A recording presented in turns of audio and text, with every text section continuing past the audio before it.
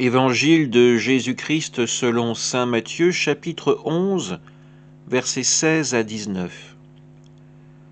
En ce temps-là, Jésus déclarait aux foules : « À qui vais-je comparer cette génération ?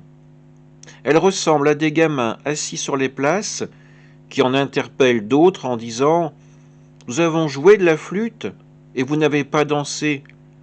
Nous avons chanté des lamentations et vous ne vous êtes pas frappé la poitrine. » Jean est venu, en effet, il ne mange pas, il ne boit pas, et l'on dit c'est un possédé. Le Fils de l'homme est venu, il mange et il boit, et l'on dit voilà un glouton et un ivrogne, un ami des publicains et des pécheurs. Mais la sagesse de Dieu a été reconnue juste à travers ce qu'elle fait. Acclamons la parole de Dieu.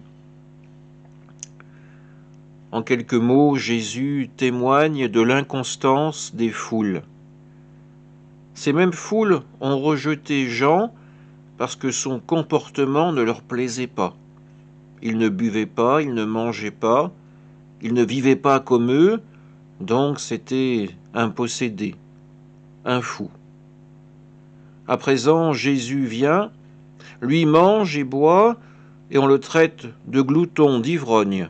Il se fait proche de ceux qui ont besoin du pardon de Dieu, et on le traite d'ami des publicains et des pécheurs. Alors oui, Jésus partage la vie des hommes.